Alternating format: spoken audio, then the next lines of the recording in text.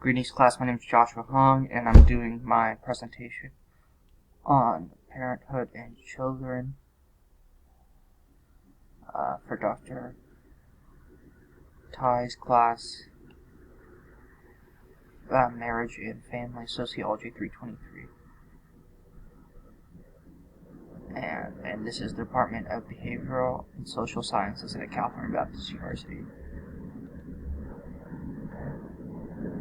So what factors need to be considered when deciding to parent or not?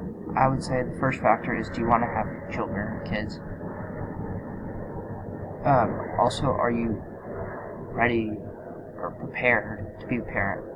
I would say don't have kids if you aren't ready, if you're not ready for that responsibility. The factors that need to be considered when deciding whether to parent or not are spiritual, mental, and emotional stability. So those three are all very important. I would say in regards to those three aspects, spiritual maturity is super important when raising kids, because children are spiritual beings. They have a natural curiosity about the divine and who God is. The mental maturity side, I would say even toughness, is required when raising children, because raising kids takes a lot of mental energy, and also raising kids can be mentally draining, especially in infancy, because babies need a lot of monitoring. Emotional stability is my final one, and I would say this is necessary for raising kids because they can try their parents' patience. Therefore, the parent must be the one who is the emotionally stable one to combat the child's emotions or immature nature.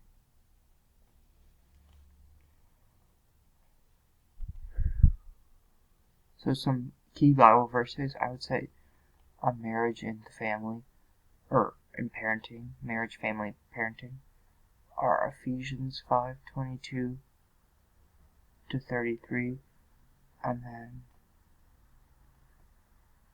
Psalms 127 3 to 5.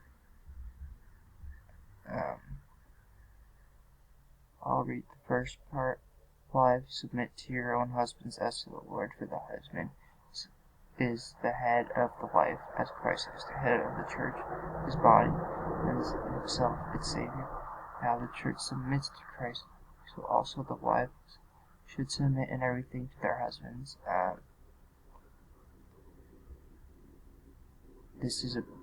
not going to read the whole verses, but this is important because marriage is supposed to be a picture of how God views the church and of the gospel.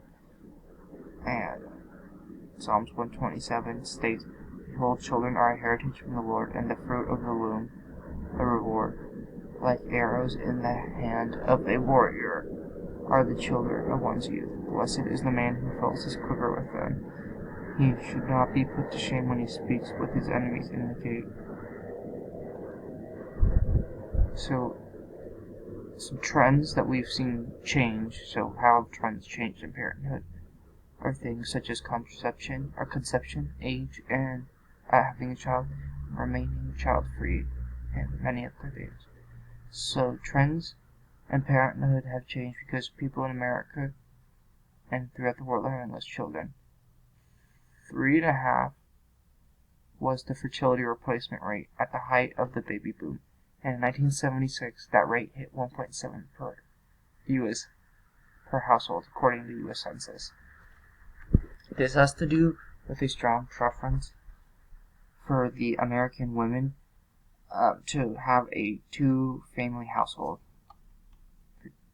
to only have 2 children. Again, this verse, I guess I'll read it again, encouraging Bible verses. This is more to do with parenthood. It says, "Behold, children are a heritage from the Lord, and the fruit of the womb are a reward, like arrows in the hand of a warrior, the children of one's youth. Blessed is the man who fills his quiver with them. He shall not be put to shame when he speaks to his enemies at the gate." but I do feel like this is a very important, timely verse because it seems like American media and culture, or just American culture and society, view children as a burden of plight. More now than ever. It seems like it's almost anti-natalist. That's just my perspective and viewpoint.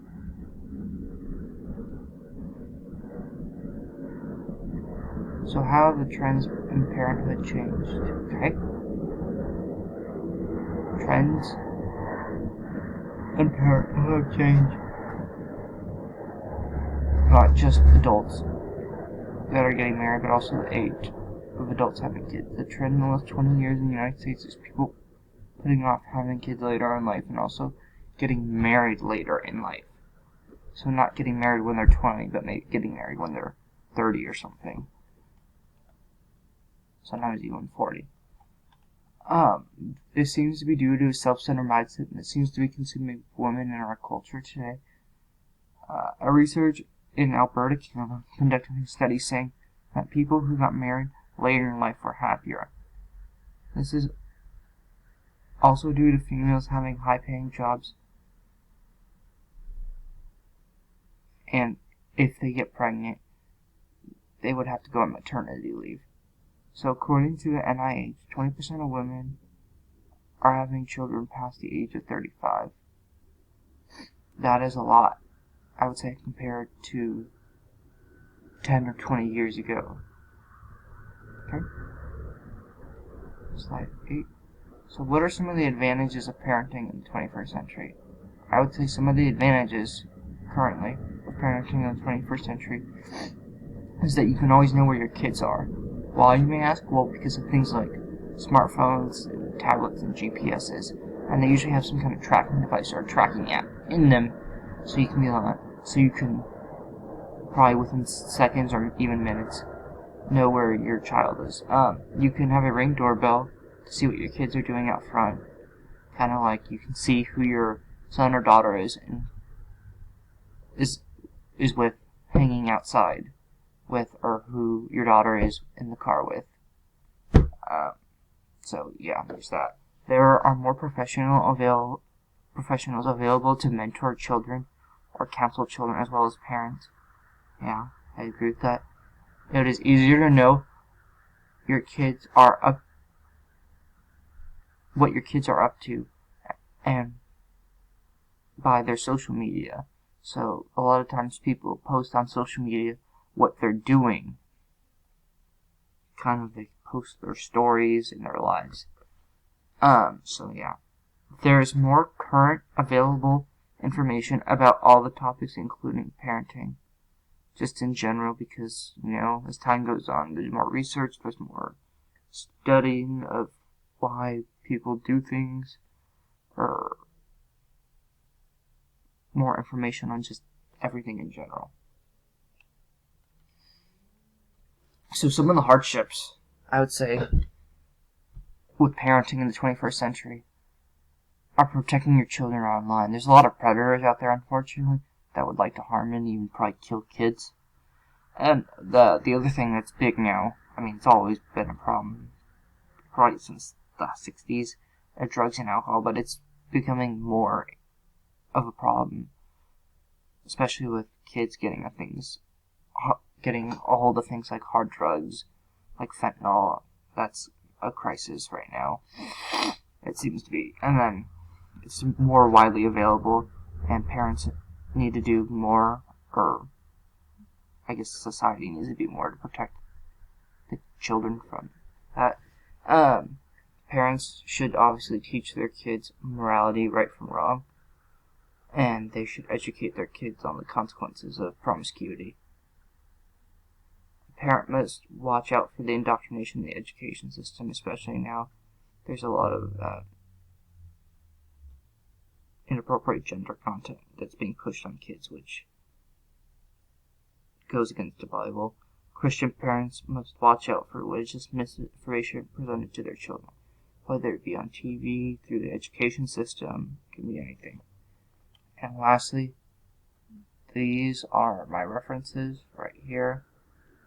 I just wanted to say thank you very much, class, and Dr. Ty, and I have a good night. Thank you.